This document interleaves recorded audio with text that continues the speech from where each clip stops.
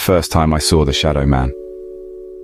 I'm a 39-year-old male living in Michigan. This is the story of the first and last time I had sleep paralysis. I had dated someone in the past who dealt with sleep paralysis and night terrors, so I was aware of what it entailed.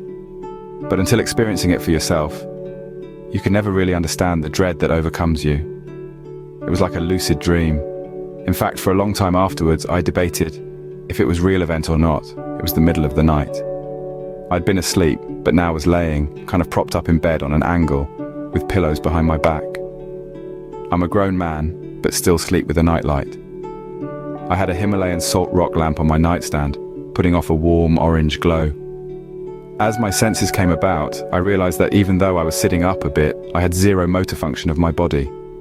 I was paralyzed from head to toe. This alone was a terrifying notion.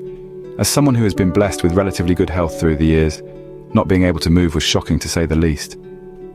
Upon this realization, I began to take stock of my surroundings, and as I scanned the room, I saw him. My bedroom is part of an addition to my home. Therefore, it is a rather oblong shape. My bed was pushed into the corner on one side of the room. On the other side, out of the reach from the glowing nightlight, stood a shadow man. I would describe him the same as many others have described shadow people. He was nothing more than a silhouette, but was blacker than all the darkness surrounding him. He stood tall with no features at all, but somehow I could feel his non-existent eyes fixated on me. Instant terror washed over me. I could sense his malice and hostility. It felt like he wanted to hurt me. My body went into fight or flight mode, and my adrenaline surged, but there was no moving. I remember trying to will my arms to function, but it was as if they were 20,000 pounds. I could not budge them. My consciousness was my only tool. I wanted to scream at the entity. I kept trying to yell, "This is a house of God, you are not welcome here." But it was as if my voice was caught in my throat. Trying to urge the words from my mouth was met with defeat over and over again.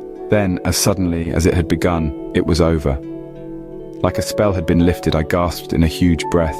My body seemed to tense and hug the bed's mattress. I could move again. I sat up all the way and my head darted around, frantically looking for the shadow figure. It was gone. But it didn't disappear. It didn't dissolve into thin air. It merely was there one second and not there the next. My heart was beating rapidly, and I took in very deep breaths. I laid back in bed and tried to calm myself.